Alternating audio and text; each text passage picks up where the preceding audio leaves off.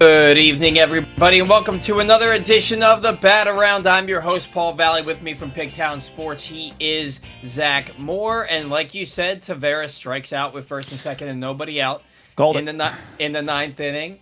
Orioles trying to mount a comeback here, down 4-1. They've been pretty lifeless all of Game 2, but certainly not lifeless when it counted in the bottom of the ninth in Game 1 as Colton Cowser hits the walk-off home run on an inexplicable fastball down the middle 0-2 from Kenley Jansen to Colton Cowser. The one pitch that Colton Cowser can handle, and he gets the cookie and mashes it 440 feet. Here's the most worthless player on the front. And look at that. Do you have the game on? No. So they did say that was the first walk-off home run on an 0-2 count with 2 outs since 2008. Yeah.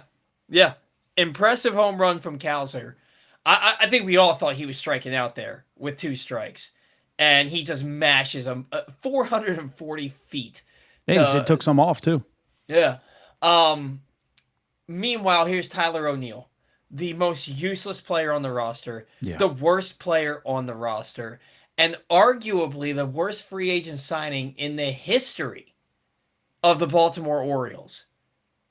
And do you think Cedric Mullins would have been better for this baseball team than Tyler O'Neill?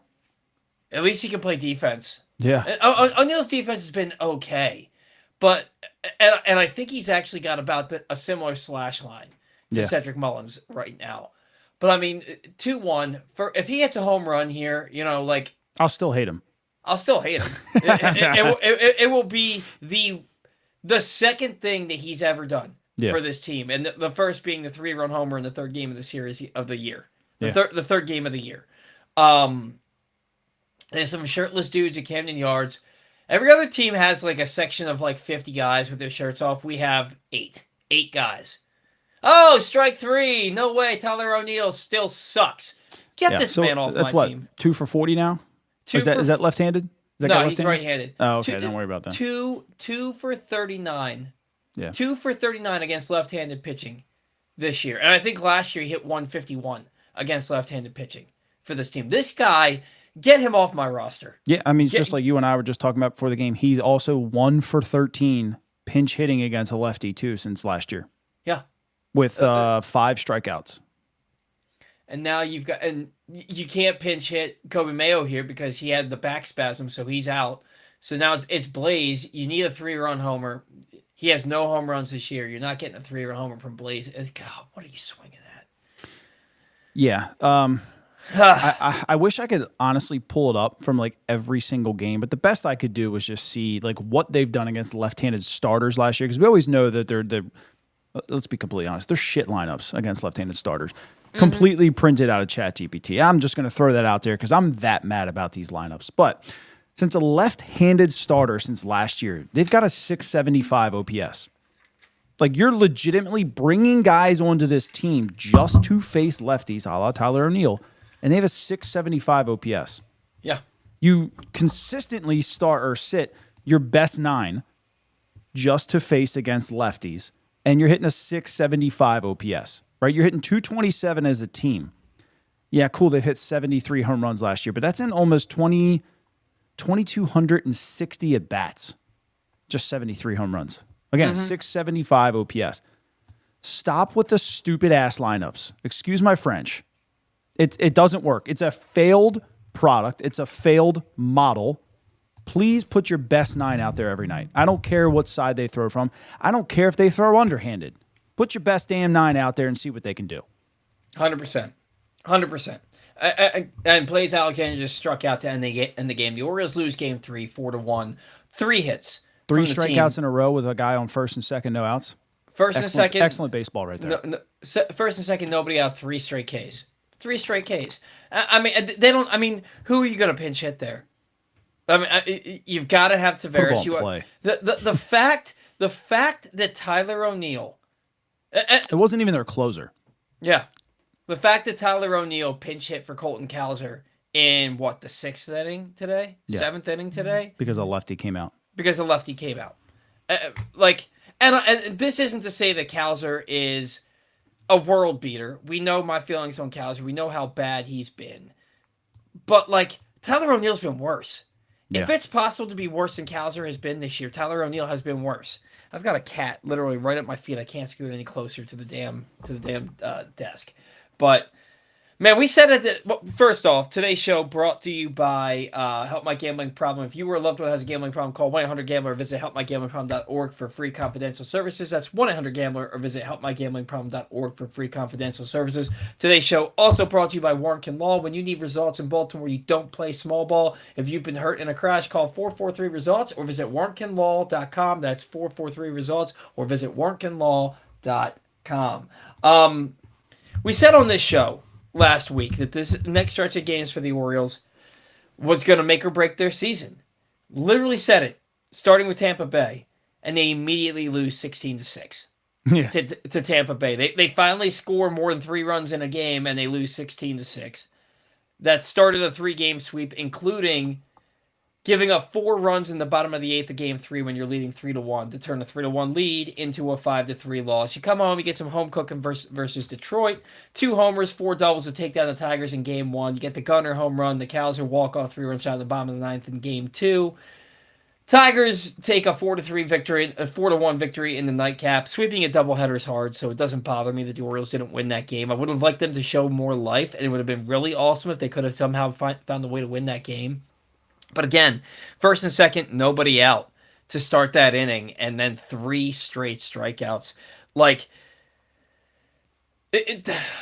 yeah. Do you feel good about taking 2 or 3 out of against Detroit, who's been awful, or is it like, well, they were literally 1 strike away from losing 2 out of 3 and getting swept in this doubleheader? And look, a win's a win, but yeah, you're 1 strike away. It wasn't a great series. This team struggles to score runs against starting pitching, and then just still sucked today. There's no sugarcoating that. Today they went 11.2 innings against starters with just 4 hits, 2 earned, 5 walks, 8 Ks. Right. And I mean, look, I thought Melton threw the ball fairly well. I felt like Framber Valdez put the ball over the plate a lot and should have probably. And this is why other teams have hammered him all year. We just didn't. And they waited to the last inning like normal. I don't know why this team can't hit starting pitching, but they're constantly in a hole. Like, you take away our starting pitching out of it, you're just in a hole because you can't score the first 5 innings usually. Yeah. It's not a winning pedigree for baseball. No, you're basically putting your starter and you're saying, like, hey, dude, we can't have you make a mistake for the first 5 innings. Like, we have to play perfect baseball. You have to throw the ball perfect for the first 5 innings, or we're likely going to lose this game. And I don't know what the hell to do with the offense. Dude, it's so funny. My best friend, he and I text during, like, I was at his house the first game today with our daughters were playing, and then we text during every game that we're not, like, watching together. He literally just texted me not even 5 minutes ago. They need to release O'Neill. What a shitty way to end that game. 2 walks and then 3 strikeouts in a row. Literally what we just said. And like, this team, and we also said the same thing about Framber. He had a lot of 3-ball counts in Game 1, and they just couldn't get anything done. We were both like, there's nothing that he's thrown today that has looked great. I think he threw like 2 sliders that were okay. Most of them were frisbees. You're just swinging through them. There was nothing that I saw from Framber in Game 1 that made me think, oh, this guy should be shutting them down today. He just looked like a guy out there, and they couldn't get anything done. Gunnar hits the home run. But again, you don't start Basayo. You don't start Holliday. You don't start Kowser, which is whatever, because Kowser's not very good anyway. But you don't start those guys because you've got a lefty on the mound. And analytics this, analytics that, I firmly believe you play your best 9. 150 games out of 162. You play your best 9. Guys need rest, right? Yeah. But you shouldn't be sitting multiple of your best in the same game because they both happen to hit left-handed and there's a left-handed starter. How many times did Rafael Palmeiro sit out against a left-handed pitcher? Like Randy Johnson, and that's it. Yeah. Anytime they faced Randy Johnson, and he was usually in that game as soon as Randy was out. Yeah. You know, like Brady wasn't the player that Palmeiro was. Brady played every single day. I am so sick of this. Guys play. If you want versatility on your roster, I understand that, but I would love to have just a third baseman. and just a second baseman. Yeah. And just a left fielder, every center day. fielder, right fielder that plays every day, and put your 9 best guys in the lineup. Your backup catcher. The Orioles have 2 of the best catchers in baseball on their roster, so that's a different story. Okay, but your utility infielder shouldn't be playing left field on Tuesday, third base on Wednesday, second base on Thursday, and then right field on Saturday. Yeah. Like roster flexibility and versatility is a great thing, but you have 9 guys that should play every damn day. Yeah. Play them. Yep. Play them. And then we have this whole thing with Ben McDonald saying, I don't care if you throw 102. Let me stop real quick, because I got a raid over here from Bird William Watcher. Thank you guys for coming over. And then my wife's texting me. My daughter wanted me to tell her good night because I wasn't able to put her to bed tonight. So good night, Holly. I didn't want to just keep going too long because I know she's got to go to bed. But good night, sweetheart. See you in the morning, kind of thing. Thank you all for coming over in the raid. But yes, yeah, I completely agree with Ben. I mean, you can get back to that, Ben. Yeah, I don't care if you throw 102. I'm sorry, I don't care if you hit the ball hard if it gets called. I don't care if you have an elite spin rate on your curveball if you're bouncing it 3 feet in front of home plate. He's like, I'm tired of analytics. It's all eyewash at this point. Go out there. The Orioles, the fundamental aspects of the game, they don't do well. They don't hit. They don't pitch. They don't play good defense. What Pete Alonso did in Game 1 today. It was the 2 runs that Brandon Young gave up. Yep. And look, it's a smart play, but if you're gonna do it, you better damn well execute. And not only does that's not the ball to do it on though. It wasn't a high bop that was going straight down. No, it was kind of a line drive that was coming down. You knew that was going to take a bad hop. Like you have to read the ball when you're going to make a play like that. The balls you do that on are the ones that are literally coming straight down, and when they hit, they're going to go maybe 2 feet away, maybe. And to play it from the side, to play it from the backhand, right, instead of squaring up in front of it so that it has no chance to get by you. If you're going to do that, I don't mind you doing that if you execute. But not only does he not field the ball, it gets 8 feet behind him. Mm-hmm. He goes to pick it up, and he throws the ball away. Yeah. Now, look, I think Jeremiah Jackson's got to pick that ball. Yes. An average Major League second baseman makes that play. Right. And that just goes to show that Jeremiah Jackson's not an everyday player. No. And do you think Holliday picks that ball? Probably. I think Holliday probably picks that ball. He's got more of a chance, I would say that. Yeah. I do want to read a comment here from Andrew Wortman. He says, "I don't think the ball carried very well today. I felt like a few of them against Valdez should have gone out." That's the thing. This team does not adjust when the weather temperatures drop, and that's why they fail in October too, because they're constantly swinging for the fence and they're constantly thinking this ball is going to go out. And what is happening? It keeps going out to the damn warning track. We saw it against Kansas City in the playoffs with Jordan Westberg. They cannot make an adjustment. Mm-hmm. It drives me insane. It's okay to hit a frickin' single in the big leagues. It really is okay. With Pete Alonso hitting those balls out there today, you know what? I paid him to do that. That's fine. Blaze Alexander should not be swinging and trying to pimp a ball that gets caught on the warning track. Make an adjustment. Realize the ball's not traveling today. I mean, I think we found that out pretty early in Game 1. Make an adjustment. No, they just want to keep swinging for the damn fence. Drives me nuts. Yeah. And even if somehow, some God's grace, they made the postseason this year, they're not going to score any runs because why? Because it's 60 freaking degrees in October usually, sometimes lower. Like you got to make an adjustment, man. Man, this just goes to show never should have pulled Cowser. The fact that we're rooting for Cowser over Tyler O'Neill. T.O. has got to go. Heston has to be called up, and then DFA O'Neill. Heston Kershaw has not earned a call-up. Let me tell you that right now. He's earned enough because he's just not Tyler O'Neill. Yeah. I don't care about any other point other than that. And I will tell you, if Zach is agreeing with me on my hatred, my putrid hatred for Tyler O'Neill, it's saying something because I do not pull punches with these players, and Zach, because Zach's a former player, like, Zach gets the professional aspect of it and how difficult the game is, and so do I, but not to that level. Zach usually doesn't really say that much about these players with that. When Zach's saying it, you better listen. You better listen. I don't like picking on people. And the only two people I've really ever kind of gone after lately has been Mullins and O'Neill. And because I just felt like both of them were hurting the team offensively. It's like if O'Neill at least gave you like decent looking at bats, that'd be one thing. But like you and I literally just watched here before the show started. Like that was a pathetic at bat in the ninth inning. Yeah. You're swinging it air, dude. And it's been like that for like the last like 3-4 weeks. Like I don't know if he's just straight up guessing or he can't see the ball, but it is just zero clue where the bat's going through the zone when he swings. And he's just swinging a swing. The Axeman, Dylan Atkinson, and I, friend of the show, sometimes co-host of the show, he and I were talking about it on social media this evening that in no world should Tyler O'Neill have been pinch hitting for Cowser. And he's done nothing to earn it. He's done nothing to earn it. He's 2 for 40 against left-handed pitching 2 for 39 against left-handed pitching this year. 2 for 32, as you said, or 2 for 34 against left-handed starters this year. And you look at what he did in that at bat, and he was lifeless. Nothing he did gave you any confidence he was going to put a ball in play.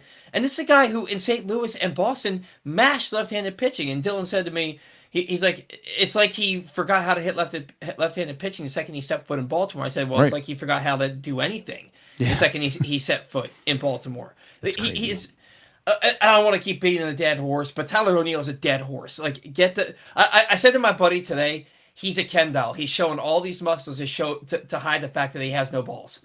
There's something. It's sad too because he was a good baseball player prior to coming here. Injuries or not, like he's had a very solid career, and he hit the living crap out of the ball in Boston. Yes, he was hurt most of the year. He could have hit 40 home runs if he stayed healthy, and then just fell off a cliff here. And I think I'm more pissed off at that. Like you, even in the years that you were hurt in St. Louis, you were still a quality ball player, and you gave something to your team. You're not old by any means, right? But you're giving us nothing, right? And that drives me the most nuts. I don't even know what to say at this point. I like it's just he has added no value to this team. Right. He has no purpose on this team. It's just put a bodybuilder out there and you're getting the same thing. That's crazy. It's insane just how bad he is. Like you don't have any the fact he hit a home run the other day and I think he was surprised. Like he took off running out of the box and he was like, "Oh crap, it's gone." Like it's a straight up swing too. And like I was like, he's got to have one of the highest launch angles in baseball and he doesn't somehow. But it's incredible to watch. Yeah. Really incredible. Yeah. So some good has come out of the past week. I mean, they really just essed the bed against Tampa Bay, but Holliday returns against Tampa Bay. He got one at bat the first game and he struck out, and then he didn't start the next game and he ended up he started the next game, went 0 for 2 with 2 strikeouts or something like that. Then they pulled him and they didn't start game 3. So we got like 2 or 3 at bats in that Tampa Bay series. But then game 1 against Detroit, home run, single walk to lead the Orioles over Detroit. He got a 9th inning walk in game 1 today. In game 1, a doubleheader today to fuel that comeback where Cowser hits the Cowser hits the walk-off 3-run homer. But again, there were 2 ball fours that were there were 2 balls that were thrown in that at bat to Holliday that were very clearly balls that he doesn't challenge. And luckily he ends up walking anyway, but like he doesn't challenge them. They were clear balls. If he ends up striking out because of that, you're like you're blowing it. And I watched Taylor Ward again. Not in his final at bat today. He ended up getting a base hit, I think, on the next pitch, but the first pitch was 4 inches inside. Yeah, he doesn't challenge it. Yeah. And he this doesn't team's afraid to challenge. They're afraid. Adley Rutschman, I feel like, has let up at least 6 runs this year not challenging and putting guys on who come around to score. Like they are so afraid. But then, and I get it because you have guys like Mayo who challenge stupid pitches at times. Yeah. But like Basallo challenges everything. He does, but you know what? I don't mind that sometimes. Yeah. Adley has he's way too conservative. Way too conservative. Have some confidence in yourself. If you think it's a strike, man, call it. If we have no challenges in the 6th inning, oh well. Go back to playing baseball in 2025. Like, it's not like you don't know how to do it. You know what I mean? Like, I don't know. Just, I feel like they give up too much. They give away too much. And I get that maybe you're not used to it, or maybe it's to you it feels like a close pitch, and you're not sure if you're going to win it. But like, man, what do you have to lose at this point? You're 7 games below 500 on May 24th. Like, you're in last place for the 2nd straight year in the AL East. Like, what you're doing isn't working, and it's weird, man. It's weird to be so negative after you just won a series against a team that's made the playoffs the last 2 years. And I know that Detroit hasn't been good since Skubal got hurt, but like, none of these. The first game of the series was convincing. The first game of the series, you were like, "All right, that's a great victory. That's a great, complete team victory." Game 2, you're a strike away. You're a Colton Cowser strike away from losing that ball game. And then game 3, you're completely lifeless. You have 3 hits the entire game, and one of them came in the 8th inning. Yeah, and you're the home team. Mm-hmm. You know what I mean? Like, everything caters to you. But it's like I feel like we see it every doubleheader where these other teams, like Houston, remember they came out and jumped our bones. But didn't we have a walk-off win against Houston in the last doubleheader? And then they came out and just stung whoever and like immediately. No, it wasn't a walk-off win because the Orioles won the first game of the doubleheader 10-2.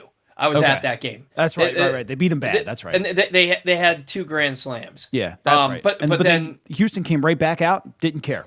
5 runs off Brandon Young in the top of the first inning, and the Orioles lost that game something like 11-3 or something like that. But these teams come in here and they don't care. Mm-hmm. They don't get tired. Mm-hmm. They don't look lifeless. Well, do the Orioles have the most top-heavy lineup in baseball?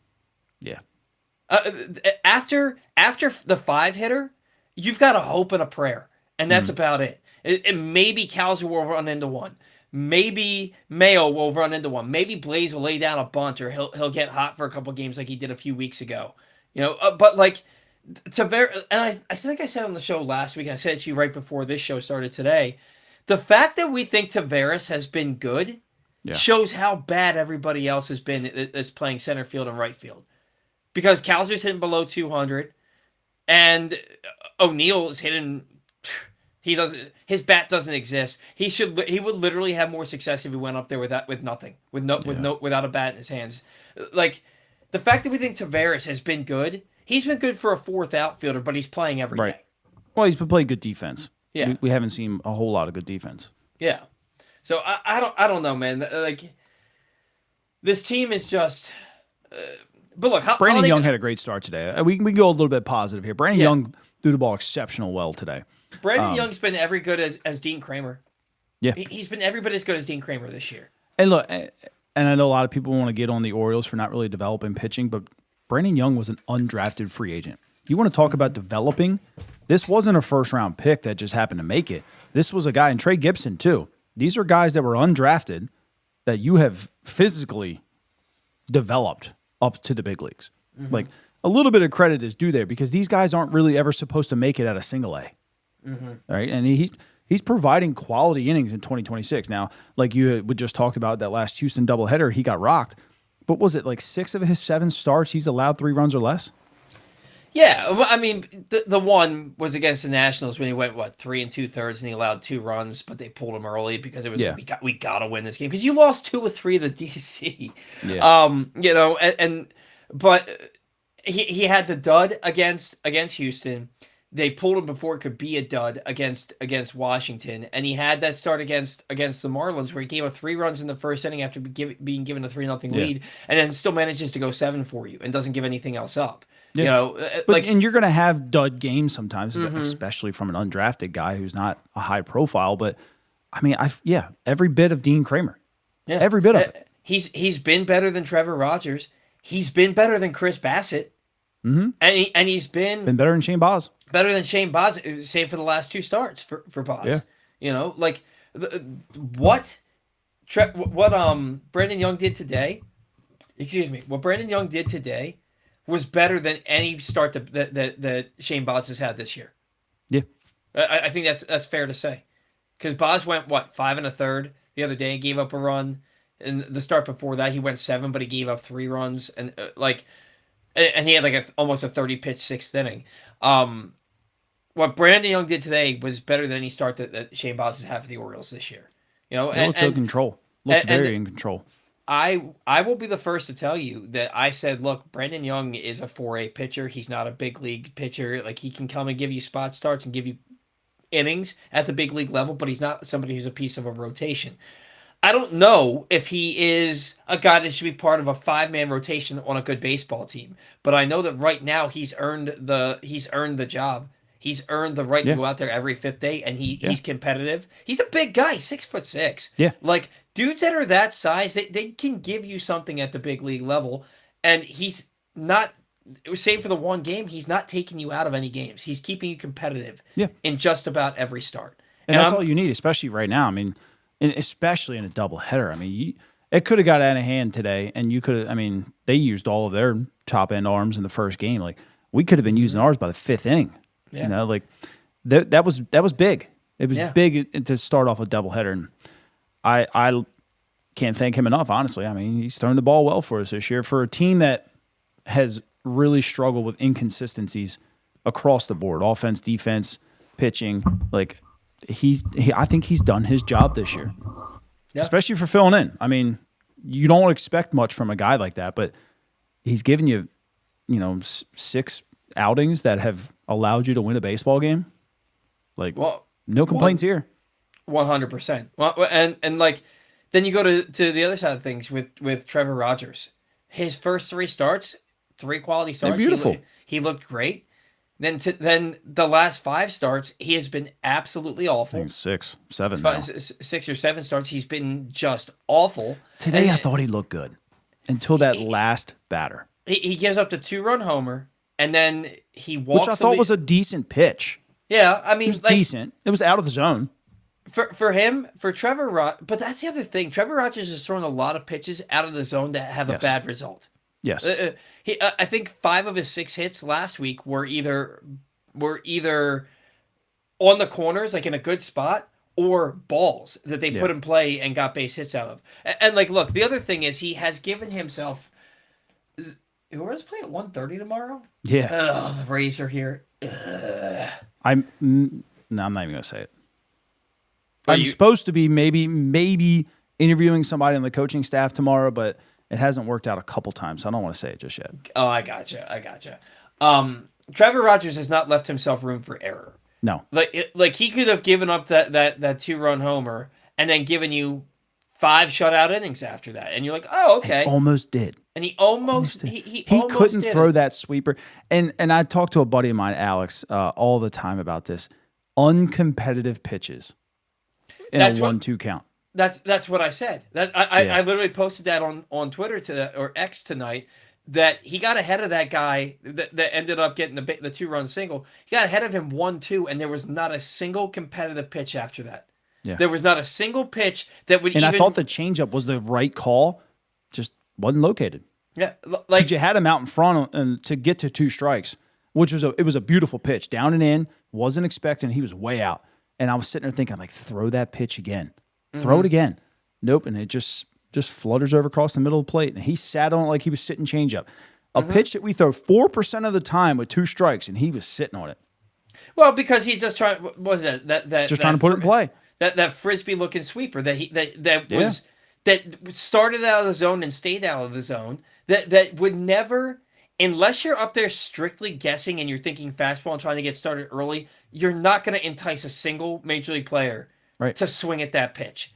Well, let's be honest, too. It was 88, and at times his fastball is like 92, 93. Yeah, now it does have some run, and it's usually an effective pitch, but there's just not enough difference there in the mile per hour for anybody to get caught off guard. Like when they're missing, it's because the pitch is running a little bit. That's it. That pitch didn't run. Yeah, it's just it was uncompetitive pitch after uncompetitive pitch, and now all of a sudden you go from 1-2 in a comfortable spot to now it's 3-2, and now and legitimately, I even said, I'm just sitting there with my 2-year-old. She's eating dinner. I'm watching the game. And I said to nobody in particular because she doesn't know what the hell I'm talking about. Yeah. I was like, you know what? At this point, man, just put it over the plate and hope you get an out. Yeah. And I think that's what he did. He just threw him a changeup right over the heart of the plate and was like, please pop it up. Yeah. And he didn't. He laced a base hit into center field to drive in 2 runs. Mm-hmm. And it takes him out of the ball game. And makes the score 4-1, which ends up being the final. The game, like Trevor Rogers was after that 2-run homer. Trevor Rogers was really good. He looked like he found something again. Was not good to that in that last inning. You can't walk 2 guys and give up 2 hits and expect it to keep your team competitive in 1 inning. The offense did jack shit tonight. They did diddly squat tonight, and the loss tonight is on the offense. You did nothing. And like you said, the Tigers they had their best going in game 1. That's the game you win. And in game 2, you can't do anything. And I don't know, man. I'm looking at this pitch sequence.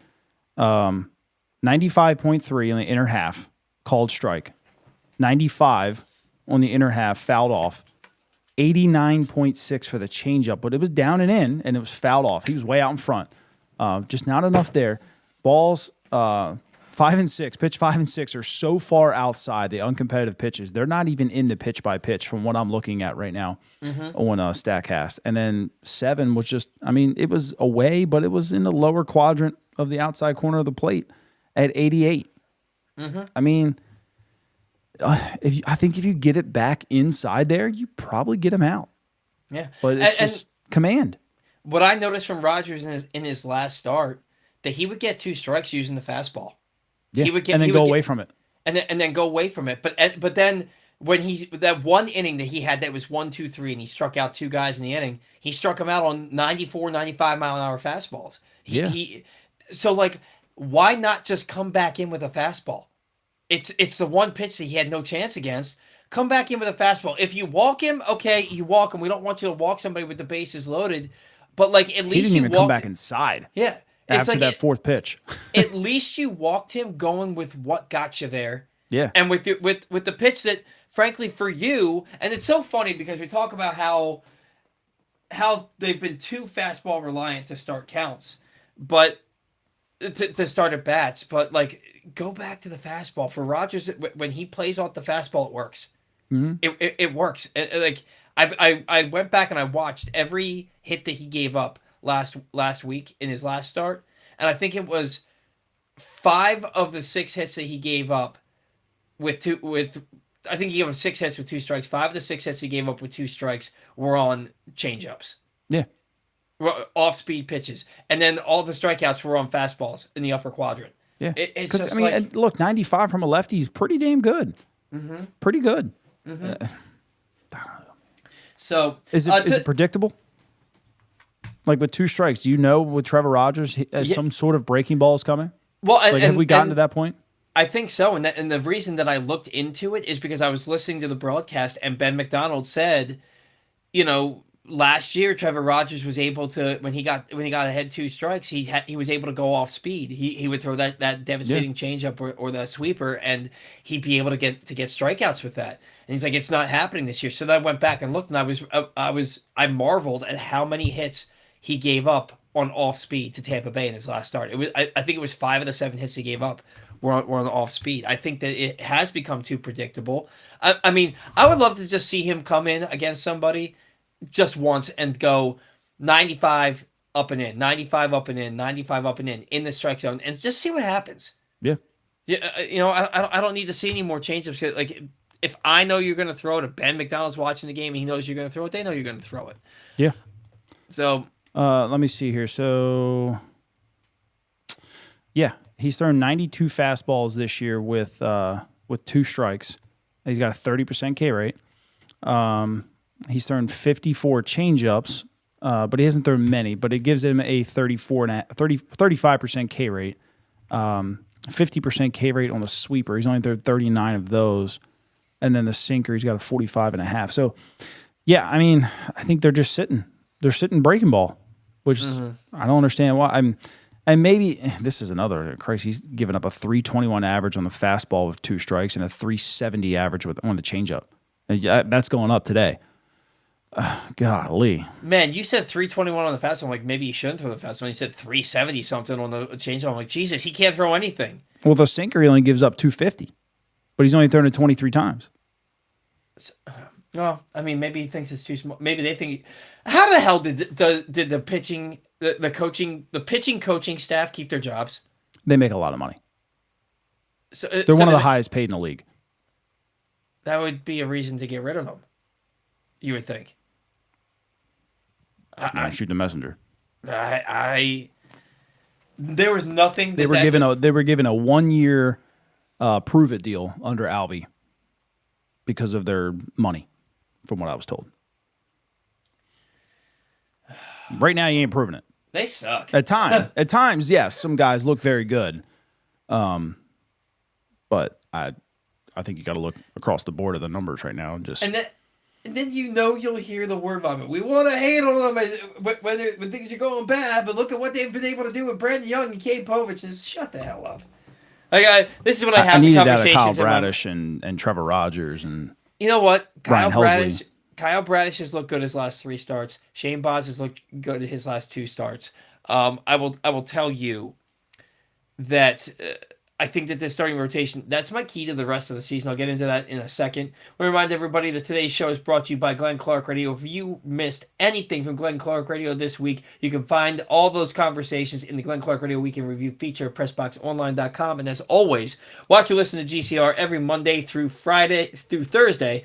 That always trips me up now. Every Monday through Thursday, 11 a.m. at PressBoxOnline.com/radio or right here on PressBox's Facebook and YouTube pages.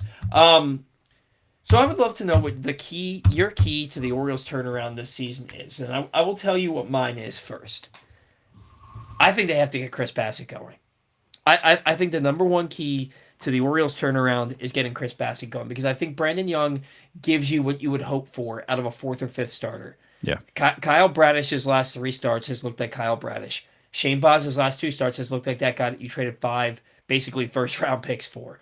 You know, Chris Bassett, I think he's got a longer leash than Trevor Rogers. I think that his career to this point has proven that he's earned it. You can use him in the bullpen if you need to. You can use him in the he's in the rotation. They have got to figure out how to get Chris Bassett going because then if you have Chris Bassett going well, you've got Baz and Bradish who have rounded into form hopefully, and then you've got Brandon Young, he's keeping you competitive night in and night out when he starts. You've really only got to find another starter. You got to find one more starter for this rotation. Hopefully, Dean Kramer comes back and puts you in a good spot. You know, maybe Povich comes back and he gives you or maybe he can go to the bullpen. For me, Chris Bassett is the key to this season getting going. Trevor Rogers, I'm less concerned about because I think his leash is way shorter, and I think that they'll do what they have to do to get somebody in here to replace him sooner rather than later because you can't just let him keep going on doing the same thing every 5th day. You know, Chris Bassett has the pedigree and has a track record that's earned a really long leash from the Orioles. He has got to get going. Yeah, for me, it's going to have to be Pete. You know, Pete's had a good month, but I mean, again today, several times runners in scoring position. He struggled. Mm-hmm. And, you know, it's not just Pete. I mean, it's the offense. I mean, I'll be completely honest. But Pete, you're paying the most money. But the runners in scoring position, again, is a problem. For the month right now, Jeremiah Jackson, he's 0 for 10 with runners in scoring position. Taylor Ward is, after today, so this was coming into the game. He was 1 for 14. He did obviously drive in a run today. So two for 15 at this point with his second RBI of the month. Tyler O'Neill 1 for 11. With runners in scoring position, you mean? Yeah. Okay. Adley Rutschman is 3 for 18. Cowser 2 for 11. Mayo 3 for 13. Henderson, this is another big one, 4 for 15. Basayo's done well, 5 for 17. And like I said, Pete's had a good month, but struggled today, 7 for 22. And Blaze 4 for 10. So you got to find a way to score, right? They struggle to score. They've had an okay month, but they can't hit starting pitching. And you can't keep giving these guys – you can't pinhole your damn starters because they are fringe starters right now. They're struggling.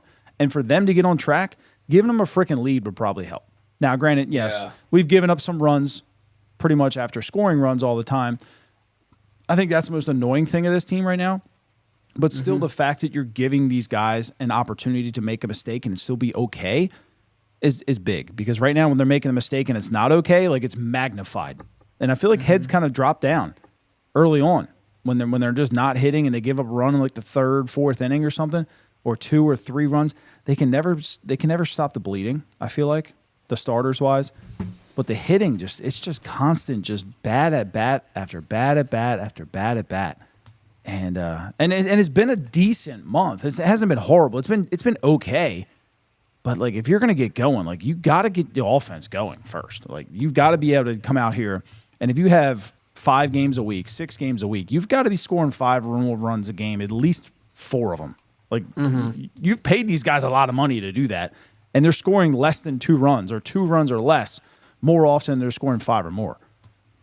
It don't matter how good your starting pitching is if you can't score runs. Like the last time I checked, so you have to score more than the other team to win. So you're not holding everybody to less than 2 runs every night. And that's the thing that we were just saying, that Trevor Rogers made 2 mistakes, a 2-run homer in the first inning and a 2-run single in the 5th inning. Yeah. And it doesn't really matter if he gave up 4 runs or he gave up 15 runs because your offense scored 1 run on 3 hits. Right. Against a used up 2 bullpen. against starters the entire day. Yeah. Like it's do the Orioles one, Jackson Holliday should be playing every day. Yes. 100%. No matter what. He's a 1-1 pick and he's 22 years old. Play that kid every single day. Yeah. Number 2, do the Orioles need another infielder? And I'm not talking a fringe infielder. I'm talking, do they need another starting infielder? Because you're starting third baseman. Because Jeremiah Jackson has never met a pitch he doesn't want to swing at. And I'm at a point with him. He did drive a ball to right field for the first time today. He did have a double that fueled the Orioles' first run of Game 1 today. I just don't think that he's an everyday player. And I don't think that he's versatile enough to be a bench player for you. Like, he can play outfield in a pinch. He can play second base a little bit. He can play third base in a pinch. But really, that's what you have Blaze Alexander for. And I think that now that Holliday's back, I think you need Jackson B23 just said, Blaze is an everyday player. I don't care. I disagree. I think Blaze is a very good and versatile player. I don't think he's an everyday player. I think he's a perfect utility player. He's a super utility guy for you. But I think it means that Jeremiah Jackson doesn't really have a spot on this roster. I think that you really need to go out there and find yourself a starting third baseman. Whether you have to call the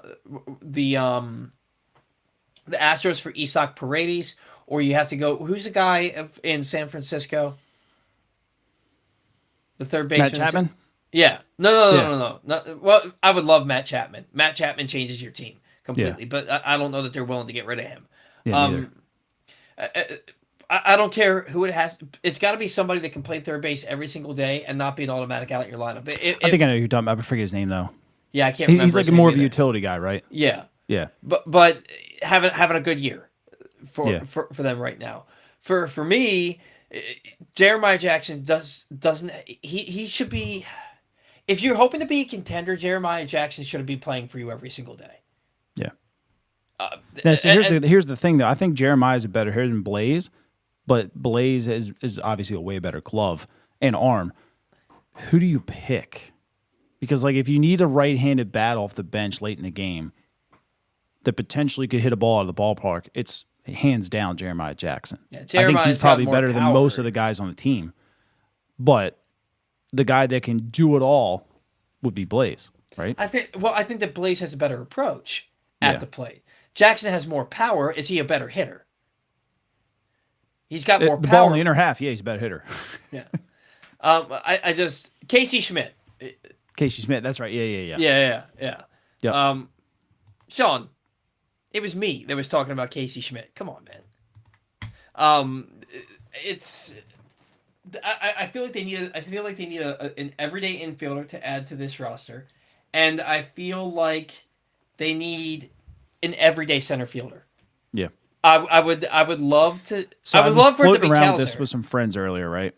And you're gonna think I'm nuts, and it would take a lot. Jackson Merrill. No chance. I know. No chance. The Padres are 31-20. But here's my thinking, right? They're struggling on money. They have no farm system whatsoever, right? They can't acquire starting pitching, right? So how do you kill two birds with one stone? And Jackson's he hasn't hit like he did his rookie year. Let's put it that way. Mm-hmm. Still a quality defender, and he still hits the ball fairly well. But you load him up with a little bit of starting pitching, prospect and off the big league team, right? Do you try to do it? One, they save a little bit of money that they're hurting for, and two, they get pitching. So we're saying like maybe Trey Gibson, Brandon Young, Esteban Milla, Colton Cowser goes back. Like I put like 6 guys in earlier, and it still was like 10 below the value on Baseball Trade Simulator. Like he's at high. He's like I think he's like a value at 80.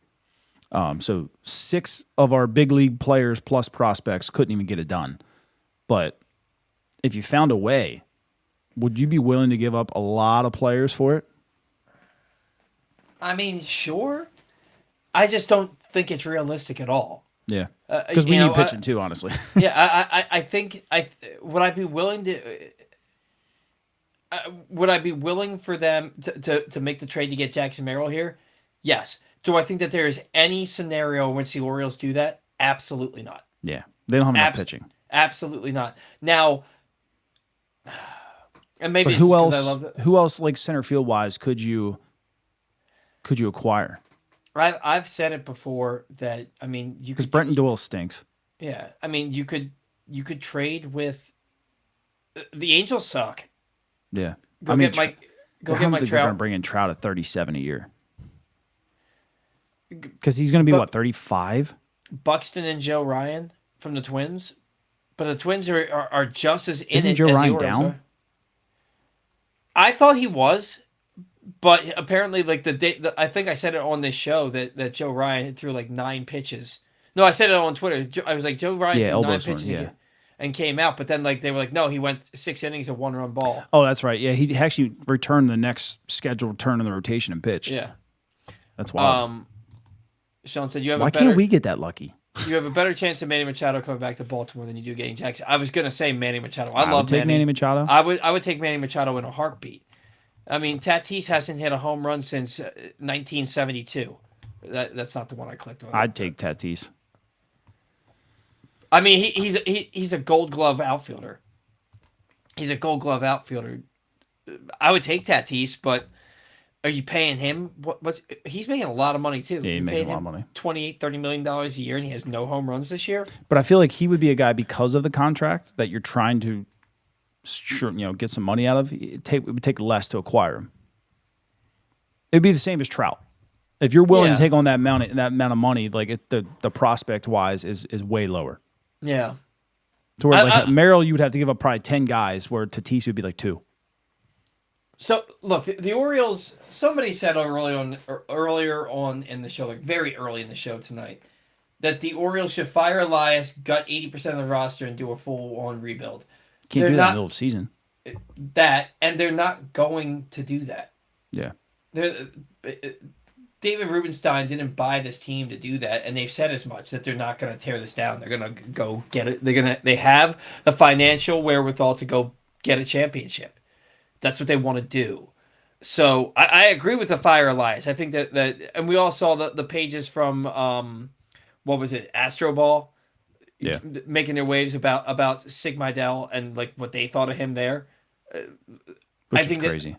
I think that you have 2 cancers in this franchise by the name of Mike Elias and Sig Mejdal. I firmly believe that, and it's because the same issues I had with Brandon Hyde are the exact same things that Craig Alvarez is doing, and so I cannot believe that the Orioles hired the same manager twice. 3 times. Three. I think more likely. I think that more so what happened is now I'm fully on board with the idea that every move that they make prior to a game the manager has no input.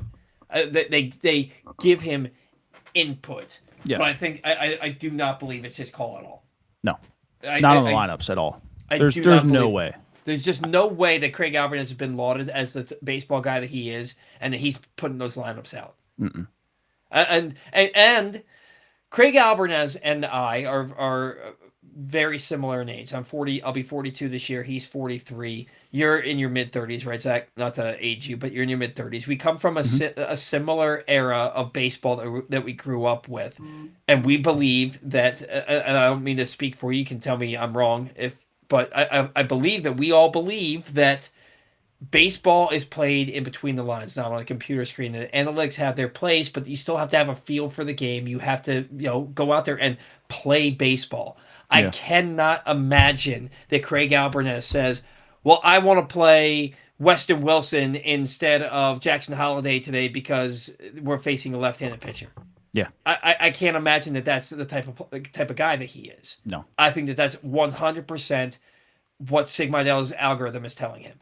Do you think there's that comment from Angelino about being saved hits even harder now? I thought about that a couple of weeks ago. Yeah, I thought about that a couple of weeks ago, and I was annoyed by it at first. I was annoyed because it was before the season even started. Yeah, and I'm like, dude, what are you talking about? Like, right? What are you being saved from? Not having a job? Like, yeah. But now I'm looking at it, I'm like, there's absolutely no way that three men have made the same inputs with the same roster, putting the same shit guys out there against left-handed pitching and not performing. There's no way that you can find three people in this world that are going to make those decisions. 100%. 100%. And I look at it now and I'm like, holy crap, that's a baseball guy saying that organization is very poorly run. Mm. That's how I look at it now. I was pissed off because it was before the season. We just added all these guys. We thought the Orioles were going to go out there and win 93 games and compete for the division and get back to October baseball. And now 2.5 months later, we're sitting here on May 24th talking about how can the Orioles save their season? How can the Orioles trade for Jackson Merrill to turn things around? How can the Orioles fix Trevor Rogers and Chris Bassett? That's what we're talking about. I see some people asking, like, why would San Diego trade? And I look, they shouldn't because they're a winning ball club, but they are strapped on money, and they have nothing available to go get some starting pitching. So me just thinking outside the box is find a way to give them starting pitching while taking some money. I'm not saying that, like, they need to trade anybody. Obviously, they're a good team, but if you need to kill two birds with one stone, like, do it. Because Preller's going to do something wild this year to acquire somebody, and it might be to just throw one of their good guys out somehow. I would be 100% on board with bringing Manny back over here. I don't think Manny would want to come here because he gets his rights to veto the trade right now because has he hit 10 years? Or is it 5? What the right was it 9 to 5 rights or something? I think it's 10 years service time, 5 years with the same team. Yeah, so he would get the right to veto, right? And he's got that. I don't think he'd veto coming back to Baltimore. I don't. If they ain't winning, why wouldn't he? Yeah, but I mean it's Baltimore, but it's also like but it would be a bad look for him. Yeah. But I also think that, like, you can say it like, we have a good team. I don't want to be traded anywhere. Yeah. We're winning baseball games. Like, I want to win. Preller's just going to find a way to get them some pitching somehow. And that's just my thinking. Yeah. Let me see. The Padres actually want Aroldis Chapman for some unknown reason. Is he? That's what they said, is because they can't acquire starting pitching. They don't have the prospects to do it. The next best thing is to try to bring in and just have a super pen. Yeah. Just get me to the 5th inning is what they're trying to do. 100%. 100%. And that was my thinking was let's find a way to maybe give them some pitching but have something nice in return too. Not just for this year, but for multiple years because both of those guys are under contract. But I know, somebody said Padres are probably trying to trade for Skubal. They're going to try. Preller's going to do something wild. Something. He every year goes for it to try and help his team. Whether it works out or not, I don't think he cares. He just goes for it. Well, I'm commenting on this. O should take on Altrout's money, trade back Tyler O'Neill with some prospects. That's what I was thinking when I first suggested it, is like trade them Tyler O'Neill, so you're really only taking on, at least for the next 2 years, half of what Trout's making by getting rid of Tyler O'Neill, and they're saving $20 million over the next 2 years by trading Trout, $20 million each year for the next 2 years. I don't think it's going to happen. I would see, like I put it on. I think you owe Tyler O'Neill about 27.9 for the rest of this year and next year. You eat 18 of that, right? He gives you about 9 a year, so you're looking at about 4.5 a year. Red Sox already know who he is, and they've gotten him to hit once. Would they bring him back? Should I say not us, but like, would they bring him back? Knowing how hard right-handed outfielders and power bats are to find, would they take a shot if we ate most of the money? And they're trying to acquire a right-handed power bat. It's been Buster Olney's been talking about it all week that they're trying. So like, and the first thing that came to mind was Boston. But what's Boston? I mean, I guess you're doing addition by subtraction. I guess you take anything at this point. Yeah, but I mean, like if you only had to pay him 4.5 a year, like, wouldn't you? Wouldn't you try? Look, I would trade him to the New York Yankees for the ghost of Gary Sanchez at this point. Like, I just want Tyler O'Neill off this roster. Yeah. I just want him off. He is absolutely worthless. And you know that if he ends up back in Boston or back in St. Louis, that he's going to sit there and he's going to say, it just was never a fit in Baltimore. They sold me a bill of goods. You know that he would just come out and say something shitty like that, and we would just be like, if he turned around and hit, could you blame him? Yeah. I just want to punch him right in the face, man. Like I don't, because he would absolutely crumble me like a bag of potato chips. I mean, it's funny you say that because St. Louis needs him hitting, and they're performing right now. Yeah, I mean, if you need hitting, why would you bring in Tyler O'Neill? Because that's the one thing the guy can't do. He can't hit and he can't stay healthy. And when he does stay healthy, he is 2 for 39 against left-handed pitching, which is the only reason he was here anyway. Do you think he would hit somewhere else? Oh, 100%. There's not a doubt in my mind. There is just not a doubt in my mind that drives me nuts, doesn't it? Tyler O'Neill goes someplace else, he hits. Colton Cowser goes someplace else, becomes an all-star. Not a doubt in my mind. I firmly believe that this Orioles franchise doesn't know what the hell they're doing. I see all these other teams that have less rosters. Convince me that Tampa Bay's roster is better than Baltimore's. I couldn't even name you 7 guys that are like position players out of their 13. Mm-hmm. Yandy Diaz is their best player, Jonathan Aranda, and I think that's where it ends for me. Yeah. I couldn't tell you another guy. You've got 2 front office dudes meddling with their manager every single game. Telling him don't play our 1-1 22-year-old pick because he's facing a lefty. Don't play the guy I gave $68 million to and extended because he's a lefty. Mm-hmm. I don't care. I don't care if he strikes out 4 times, to be honest with you. He's going to give me a more competitive of a bat than Tyler O'Neill would. Yeah. And the other thing is, you drafted this kid 1-1. You're giving all this money to this dude. And, but you're not playing him against lefties? Wouldn't you rather them cut their teeth and learn how to hit lefties if they can? And by the way... Call Junior Caminero. I'm an idiot for that one. Junior Caminero. Yeah, how did I forget that one? Yeah. He's pretty good. He's pretty good. I don't know, man. It blows my mind that you would draft somebody that high and not play them every day. Yeah. That you would give somebody at 20 years old a $68 million extension and not play them every day. That absolutely, it's mind-boggling to me that's a thing that's happening in Baltimore, but it's happening right in our face. Meanwhile, Colton Cowser, it literally took to this year to stop playing Colton Cowser every day because he's a strikeout machine. And look, love that he hit the 3-run homer, but I'm going to need to see more than one walk-off 3-run homer to think that Colton Cowser is back. I don't think, in my opinion, he's had a good May, I think, right? They said he's been on base 7 of 9 games. He is taking better at bats. For me, it's like you can't come back if you've never been here. And I look at the first 3 weeks of Cowser's 2024 season as he was just going up there, and the league didn't realize, oh, we can't throw this guy. We can we can literally throw him anything but a fastball, and he can't hit it. And it took him 3 weeks to adjust, and then he never figured out how to adjust back. Like Angels could have had Caminero on top prospect, Carson Williams, and decided for Ohtani. Well, yeah, this you saw this, right? Yeah. The Rays were about to trade for Ohtani back in 23, and then it got nixed at the last minute.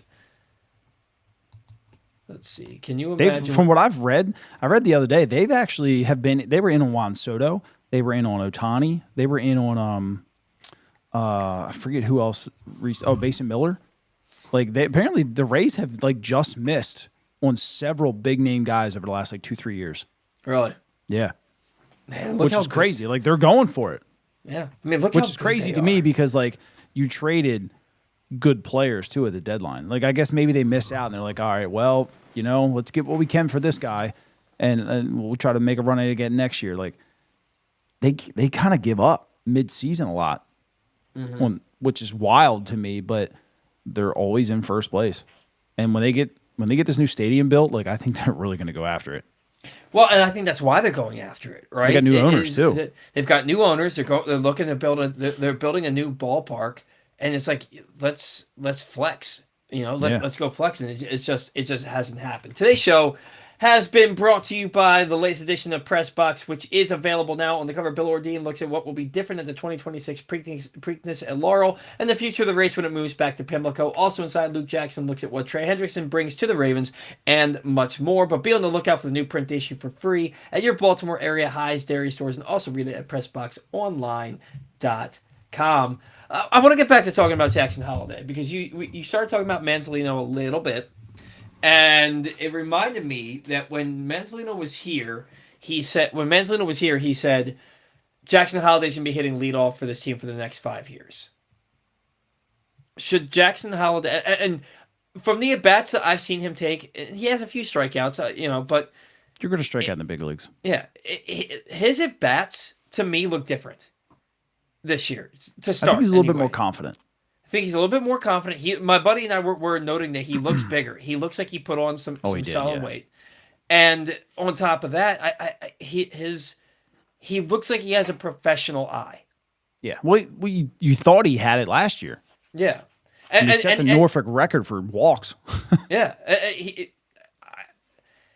If Jackson Holliday is going to put up these kinds of at-bats, and he's spitting on pitches that are close, and he's not chasing, right? Do you bat him leadoff, keep Gunnar second, move Ward down to a run-producing spot where he stops being so passive because now I'm in a spot where I need to be aggressive and drive the... and does it lengthen your lineup? Yeah, 100%. 100%. I don't like Ward at leadoff. I did for a while, but now that Jackson's back, like nobody else is hitting the ball. Mm-hmm. But move Gunnar down a little bit. I don't like Gunnar in 2-hole. I don't like Gunnar in leadoff either. Yeah. Like, let him hit 3. I don't care that Ohtani leads off and he's their best player. Ohtani's a freaking Hall of Famer. It's a little different. Mm-hmm. It's a little different. I want Gunnar hitting 3, maybe 4, maybe behind Alonso. I don't even care. I just give me Holliday, Adley, Ward, Alonso, Gunnar. You probably piss Gunnar off, but I don't care. Yeah. I would love it to be Holliday, Adley, Gunnar, Alonso, Ward. Why don't we put Basayo at 3-hole? I think he's kind of earned it. Yeah. That dude's taking good at bats. I'm pretty sure he has the highest average on the team. Yeah. Like, and the guy hits piss missiles, dude. Do you ever see... He don't get cheated, that's for sure. Do you ever see Basayo get a base hit that's not 111 miles an hour off the bat? No, he don't get cheated. He takes some daddy hacks. And it doesn't even look like it either. Like, it's just an effortless, smooth swing, and he just finds the barrel every single time. Dude, he's gonna be that dude. He's just gonna be that dude. I know it. And like, I just want Ward. I think Ward is a much more productive hitter for you if you get him out of the 1 or 2 hole. Yeah. If you put him down into a run producing role, because I think that Ward is a chameleon. I think that he adjusts his offensive approach based on where he's hitting in the order. And he's a professional hitter. He's been doing it for what, 8 years? Exactly. And I think that he says, you want me hitting one or two. I'm going to take baseballs the other way. I'm going to Yeah. hit a lot of doubles. I'm going to take a lot of pitches, work a lot of at bats. You bat me 3, 4, 5. You're telling me you want me to drive in runs. My average is going to go down. I'll still walk a ton, and I'm going to hit the ball out of the ballpark. I guarantee you, if you move Ward down to the 3, 4, or 5 hole, that all of a sudden you see his power numbers go through the roof. Guaranteed. There's not a doubt in my mind. I want elite at bats at the top with a little bit of speed, and you can get that. You get that from Ward without the speed. But I would much rather have Ward with the power bat that he has, batting in a run producing role, and give me two guys who have really good eyes at the plate in Adley and Holliday, and bat them 1-2. Yeah. And then you have Gunnar hitting third, and now he's protected by Alonso and Ward. Who do you pitch to? Because they're not all just suddenly going to suck. You've got to pitch to them. If you've got guys on base, somebody's got to get pitched to. I think it just makes your lineup that much better. And then you're willing to take Mayo and Kowser at the bottom of your order because if they run into one, great. Yeah, and I think that you score more runs early. Yeah, moving those guys down. Yeah, well, maybe take a little bit of pressure off Pete too. Yeah. Put Pete in the 5 hole for all I care. Yeah, right. If he's feeling some kind of pressure in the 3 hole or something, like whatever. I mean, I think Pete takes some decent at bats at times, but other times I feel like he gives himself up and swings the ball away. Like the slider away there, he popped up. That wasn't a good pitch. Dude, when he was ahead 2-0 and he swung at that pitch on the inside corner that he had no chance to get extension on, it's like, dude, what are you swinging at? That's the pitch you swing at 2-0. Like that's not just literally trying too hard. Yeah, like that pitch, you have no shot of doing anything with that baseball. You made up your mind before that pitch got thrown that you were swinging 2-0. Yeah. That's what that was. Man, I just look. It makes it sound like I'm trying to be an armchair manager here. I think you have multiple guys in your lineup that can bat leadoff for you that allow you to put Gunnar in the 3 hole and allow you to put Ward in the 4 or 5 hole.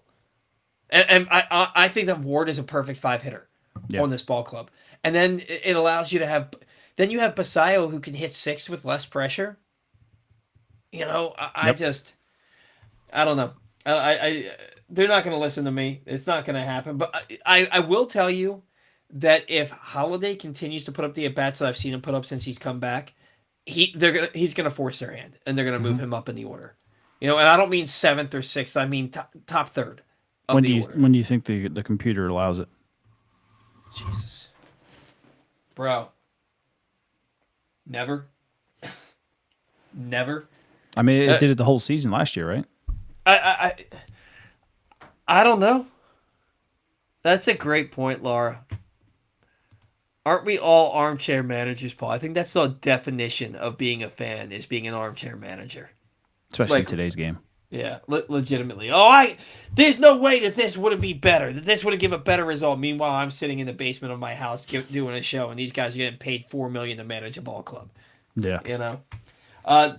Today's show also brought to you by County Sports Zone. We're well into spring sports season at the high school level. Remember that all year long you can find score schedules and updates for every sport and every school all throughout the state at countysports.zone. Countysports.zone is proudly sponsored by your local Toyota dealer and by a Toyota.com. Don't forget to like the streams, guys. Both of them on Pressbox Sports and Pigtown Sports. We appreciate it. It helps YouTube push it out. I want to read a comment here from O's Baseball. I think we've seen this version of the lineup doesn't produce. Hello? Yeah. Yeah. When is somebody else going to see it? Yeah. And that's the other thing, man. I said back Gunnar leadoff and Alonso second. How many games do you think you're going to start 2-0? How many games have they started 2-0 this year? Like 1, 2? Yeah. Have they scored more than 1 run in the first inning more than twice? I think it was back-to-back games against the Marlins where they scored 3 runs in the first inning. And other than that, that might be it. I know that they scored a run early in the year in the first inning. I don't think that I'd be shocked if they've scored more than 12 to 15 runs in the first inning this year. I'm going to see if I can find it. It might take me a couple minutes, but yeah, I would be absolutely I mean, shocked. they only averaged 1.57 in the first 4. So if they do, it ain't very often. Paul and Zach can run this team better than Elias and Mydell. I don't know if we go that far. Yeah, I wouldn't go that far, but I don't think it's that hard to say, hey, these are our best players. Let me play them every day. Yeah. That's not difficult. Brandon Hyde we like the vote of confidence, but yeah. These guys have been around baseball for a pretty long time, and they've been successful in St. Louis, and they've been successful in Houston. So I would probably give them the nod over me, to be honest with you. They know how to pick the phone up and work a trade and stuff like that, and they know how to look at draft prospect. There's a whole big thing more than just creating a lineup. They would probably be better. I do firmly believe that Zach and I should be given a baseball show on a weekly on a daily basis and paid handsomely for it. I would be down with that too. Give us an everyday show and pay us handsomely for it. I'm good with that. If I can retire, that'd be great. Yeah. At this point, I'm wondering what we're going to get for Ward at the trade deadline. Ward's going to have a good return, real good return, because everybody needs a power hitting right field. Well, here we go again with the power hitting thing. They know that he can hit for power, though. Yes. We all know that he can do. So here's the thing: nobody asked him. I'm going to say it's a great question. I'm about to ask: is Ward more likely an extension candidate or a trade candidate? Trade. You think so? 1,000%. If this was a winning ball club, yes, he's an extension candidate. Yeah. But at this point, he's Ramon Laureano. He's going to fetch you something pretty decent. Dude, I have got to be perfectly honest with you. I, at no point after Pete Alonso signed, thought we'd be having this conversation. I don't think many of us did. At no point did I think that I'd be sitting here on a late May show with you talking about how bad the Orioles are and is one of their best players getting traded or getting extended. Yeah. Sad, isn't it? Paul and Zach, you can learn those skills. I worked for the Rays in corporate partnerships, but would always drift over to baseball ops to learn. Hey, look, man. Sorry. Look, lady. I would love to learn how to run a front office. I would love to. I would love to learn how to run a front office. I would love to manage a ball game. Baseball is my first love. I would love to do it for a living. I tried it, and it just wasn't enough to put food on the table. Yeah, so that's why I haven't gotten into it. Yeah, I've been there. I was well on my way to doing it, but I was up for a producer role when I first started at a radio station, and they paid $30,000 a year. Ugh. Yeah. Blech. So yeah, it's just. And weren't you the one telling me that major league hitting coaches make $75,000 tops? No. I looked it up. I did look it up. How much do I know minor league league coaches? guys are right around 40 or 50, and that was back then, so it might be a little higher now. But I don't think that. I think that the top big league hitting coaches barely make six figures. Really? Yeah. No. Look it up, man. I'm telling you. I'm pretty sure. I'm gonna look it up right now. How much does? I would think they would at least make the top guys would at least make $1 million. I thought the same thing. Okay. The average MLB hitting coach makes an estimated annual salary between $150,000 and $350,000. Okay, that's kind of what I expected. I'm telling you, I looked it up. $350,000 would be more in line with it. I feel like. I'm telling you, I looked it up at some point in the last year, and it said $67,000 was the average salary. Yeah. Ugh. Maybe it was thinking minor leagues.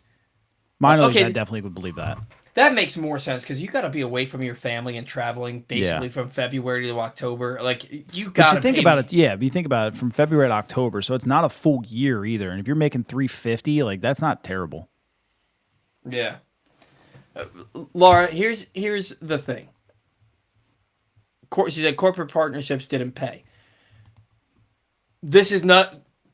Pressbox takes care of me. Pressbox is always taking care of me. I don't necessarily mean financially. They've been good to me. So this has nothing about Pressbox. But from my experience working at other sports media outlets, sports is a very overly saturated field, and a lot of people. Everybody can do it. everybody wants to do it. Everybody can do it. You don't need to go to school to do it. You just got to know what you're talking about when it comes to sports. And the thing is, a lot of people think that it's glamorous. They think they're like, oh, you work in sports. And they think about all the monster salaries that players make, and they think that you must make a good living. One, you're expected to work when nobody else wants to. Yeah. Two, they don't pay you very well because they can find, if you aren't willing to do it, they will find somebody else who's willing to do it just for the experience. It will take pennies on the dollar. It is a highly oversaturated field. It is very, and that's why you see guys like Zach and I. We do this because we love it. Mm-hmm. We do this because we love it. If we did this and depended on this to pay to help us raise and support our family, that's why we have other jobs. Yes. That's 100% why we have other jobs, because we wouldn't be able to survive. Doing this stuff for a living, you can get to the top of the mountain like a Ken Rosenthal or a Jim Nance. It takes a really, really long time of eating shit. Mm-hmm. Like a really long time of eating shit. And when Zach and I got started in this, we were both already in our 30s. We don't have the time to do that. Yeah. It's something you got to start doing basically in high school and do it through college. Then you get out of college and you take whatever job you can get and you work your way up until you become the best of the best. It takes 20, maybe 30 years sometimes to do it. Yep. Unless you're Bob Costas or Jim Nance, And that's my soapbox about why working in sports didn't work out. Not because I couldn't do it, but because I wasn't willing to do it. What else you want to talk about now that I've talked about that? I'm still looking for this innings thing. But I did find that the Orioles are only hitting 220 in the first inning all year with only 19 RBIs. Yeah, what are they hitting overall on the year? Probably like 240? If that, yeah. Yeah. Somebody asked me, like, what does the average big leaguer hit right now? What's the average big league batting average right now? Because I was talking about how Adley's batting average... I would say probably 235. Yeah. I was talking about how Adley's... I was like, I didn't realize Adley's average had dropped to 267. Yeah. And I was like, and the guy was like, well, I mean, it's probably way better than the average major leaguer. I was like, you know what? Yeah. You're right. It's like 35 points higher than the average major league hitter. Mm-hmm. And I also think it was not hilarious, but very interesting. And this happens a lot, that they were talking on the broadcast when Adley was batting in the 8th inning, I think as the tying run, or he would have been, if he got on base, the tying run would have come to the plate. Yeah. And it was 3-2. And they were saying, Adley has not chased a pitch out of the strike zone all series, and then he swung out on a pitch that was he struck out on a pitch that was like a foot and a half below the zone. Like, I just thought it was kind of ironic that happened. Yep. Because that always happens. Today's show also brought to you by Leading Edge Auto Body. Your car is more than just a ride; it's an investment. At Leading Edge Auto Body in Mount Washington, customer satisfaction comes first. Their team holds the highest honors in the industry, including ASE Master, iCar Platinum, and specialized aluminum certifications. And they make it easy with free towing, pickup, and delivery. To find out more, simply head over to leadingedautobody.com. I'm interested to see what the no, I can't find it. I'm interested to see what the Orioles do in games since 2024 in 60 degrees. Let's see, find teams with the most games, combined seasons. Let's do that. So 60 degrees or less, which was today. Mm-hmm. They are 22 and 21. So today now they'll be 23 and 22. Coming into the game, they were a 234 hitting team with a 677 OPS. They've played 43 games. They have 39 home runs, 171 RBIs. What would that equal out in runs per game? What is it? What did I say? 43 games? Nope, that's not right. 43. 3.97 runs a game. So 4 runs a game, which I think is okay. 369 Ks. Wow. So that's averaging 9 strikeouts a game. That's 9 bad. Strikeouts a game. Yeah. When it's 60 degrees 60 or more? degrees or lower. Lower. Wow. 60 degrees or lower. Which, like we talked about in the beginning of the show, what is most playoff games?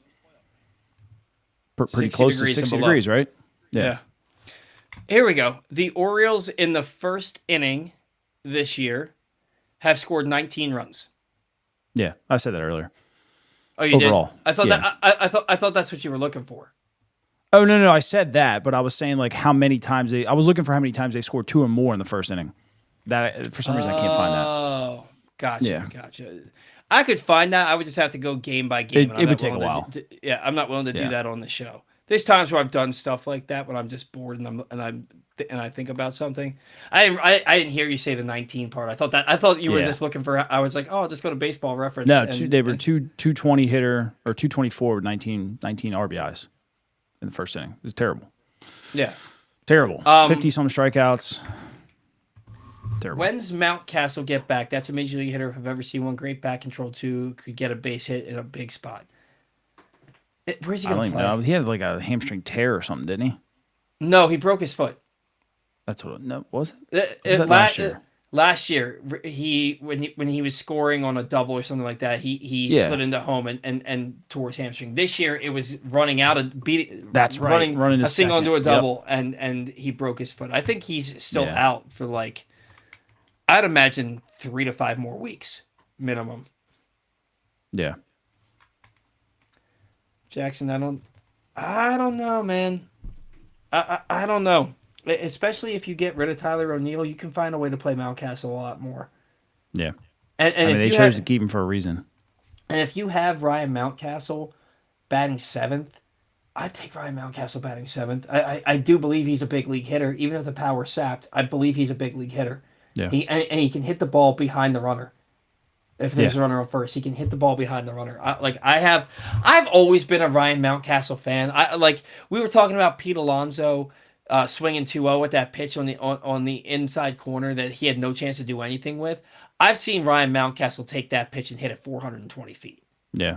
You know, like, not saying that he's a better hitter than Pete Alonso. I just think that Ryan Mountcastle has a big league bat, and I think a lot of his issues. One, I know it was the wall. I think the wall freaked him out, and then after that, I just think he hasn't been able to stay healthy. Yep. You know, and if Nobody Mountcastle- if like the one year he was out for 6 weeks with vertigo. Then the next year it's the hamstring, and then this year it's the broken foot. I think if Ryan Mountcastle plays 140 games, I think he hits 270 plus, and I think he probably hits 15 home runs and drives an 80 on a good ball club, which is crazy because I know he has the ability to hit 30 plus home runs because he can drive the ball out to all parts of the field. That wall just got in his head, and I think that he stopped trying to be a power hitter and started trying to just be a better all-around hitter. Yeah. He's going to get in those funks where he chases that slider in the other batter's box. But, I mean, Adam Jones made a hell of a career out of doing the same damn thing. Yeah, I mean, listen, the sliders are hard to hit. Yeah. They're hard to hit, and they look like a fastball, and all of a sudden they just run away from you. So, I mean, yeah, they're gonna their swings are going to happen. Yeah, I mean, he drives the ball to right field a lot. And they had pretty decent runners in scoring position numbers. But that's where we are at this point, is waiting for Ryan Mountcastle to come back. I like Ryan Mountcastle. I really I thought do. he was good for the team. Yeah. And he gets along really well with the team. And again, Yeah. big league hitter, just not a lot of power. Not the power that we were expecting, but he plays a damn good first base. You know, and I don't think that the play that Alonso was unable to make in game 1 today, I don't think that happens with Ryan Mountcastle. Yeah.